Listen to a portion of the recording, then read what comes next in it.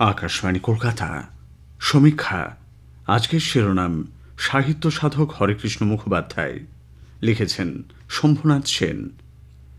বীরভূমের হেতমপুরের রাজার লেখনীতে ভুল ধরেছিলেন বছর ২৪-এর এই যুবক। খবর যায় রাজার কাছে।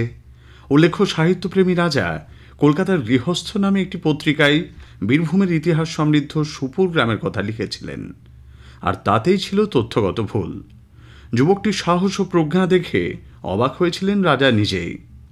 তথ্য সমৃদ্ধ প্রতিবাদপত্র পড়ে বরং খুশি হয়েছিলেন মহারাজ মহিমা নিরঞ্জন চক্রবর্তী।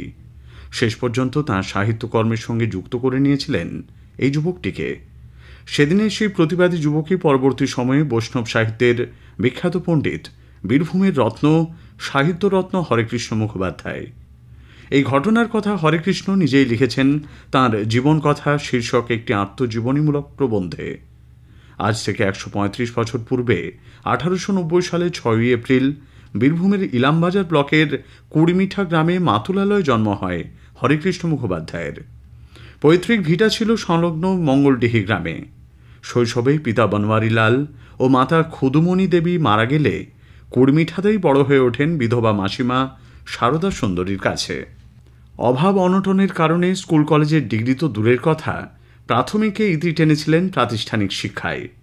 তবে প্রথাগত শিক্ষার বাইরে নিজের ঐকান্তিক প্রচেষ্টায় অর্জন করেছিলেন বাংলা ও সংস্কৃত ভাষায় যথেষ্ট পাণ্ডিত্য। অজানাকে জানার আগ্রহে পায়ে হেঁটে পাড়ি দিতেন ২৫ কিলোমিটার দূরবর্তী জেলা সদর সিউড়ির রতন লাইব্রেরিতে। অবশ্য তাঁর সাহিত্য জীবনের শুরুতেই পেয়েছিলেন হেতমপুর রাজপরিবারের আনুকূল্য। হরেকৃষ্ণের পরামর্শেই রাজা মহিমা নিরঞ্জনের নেতৃত্বে ১৯১৪ খ্রিস্টাব্দে বীরভূমের ইতিহাস সংগ্রহের জন্য প্রতিষ্ঠিত হয় বীরভূম অনুসন্ধান সমিতির। সভাপতি ছিলেন নগেন্দ্রনাথ বসু। প্রধান উপদেষ্টা হয়েছিলেন বাংলার অন্যতম পুরাতত্ত্ববিদ মহামহোপাধ্যায় হরপ্রসাদ শাস্ত্রী। সম্পাদক হয়েছিলেন রাজা নিজেই। পদের নিরিখে সহ সম্পাদক হলেও মূল দায়িত্বে ছিলেন হরেকৃষ্ণ মুখোপাধ্যায়। প্রথম জীবনে হরেকৃষ্ণ জেলার ঐতিহাসিক পুরাতত্ত্ব ও অতীত অনুসন্ধানে ব্যস্ত থাকলেও পরবর্তী সময়ে তিনি বৈষ্ণব সাহিত্যের উপর দীর্ঘস্থায়ী কাজ করেছিলেন। সেই কাজই তাঁকে বৈষ্ণব সাহিত্যের একজন পুরোধা ব্যক্তিত্ব হিসেবে প্রতিষ্ঠা দেয়।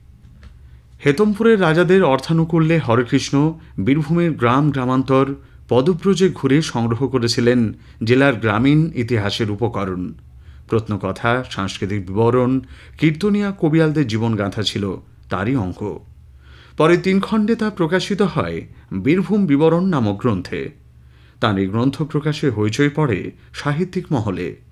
পরবর্তীতে প্রকাশিত হয় কবি জয়দেব ও শ্রী শ্রী গীতগোবিন্দ, পদাবলী পরিচয়, গৌড়বঙ্গ সংস্কৃতি, গৌড়ীয় বৈষ্ণব সাধনা, বাংলার কীর্তন ও কীর্তনিয়া, বৈষ্ণব পদাবলী, এমন নানা আকর গ্রন্থ।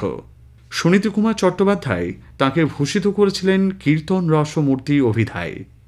আনন্দবাজার, যুগান্তর সহ নানা পত্রপত্রিকায় তাঁর একাধিক প্রবন্ধ কবিতা প্রকাশিত হয়। তাঁর কাব্যগ্রন্থের নাম কমণ্ডলু এবং যাবার দিনে।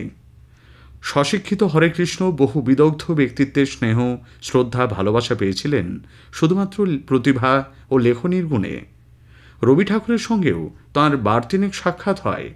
১৯১৯ খ্রিস্টাব্দে রাজাদের উদ্যোগে অনুষ্ঠিত হেতমপুর সাহিত্য সভা অনুষ্ঠানে সভাপতি হরপ্রসাদ শাস্ত্রী তাঁকে সাহিত্যরত্ন উপাধিতে সম্মানিত করেন।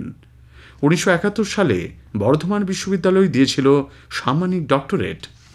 তবে বর্তমান প্রজন্ম তাঁকে তেমনভাবে মনে রেখেছে বলে মনে হয় না। যদিও বীরভূমকে নিয়ে গবেষণা এবং মধ্যযুগীয় সাহিত্য চর্চায় হরেকৃষ্ণ আজও একটি মাইল ফলক। কলেজ, বিশ্ববিদ্যালয় স্তরে বাংলায় ডিগ্রি অর্জন করতে এখনও পড়তে হয় হরেকৃষ্ণের লেখনী। সুখের কথায় সাহিত্যরত্নকে নিয়ে ২০২৪-এ প্রথম গবেষক খেতাব পেয়েছেন বারাসাত বিবেকানন্দ কলেজের অধ্যাপক ইমরান আলী মুন্সি। এছাড়া উত্তরবঙ্গ ও বিশ্বভারতী বিশ্ববিদ্যালয়ের শিক্ষার্থীরা তাঁকে নিয়ে গবেষণারত। বাংলা বৈষ্ণব সাহিত্যের অন্যতম এই পুরোধা পুরুষ হরেকৃষ্ণ আজীবন কাটিয়েছেন তাঁর জন্মভূমি কুড়মিঠায়।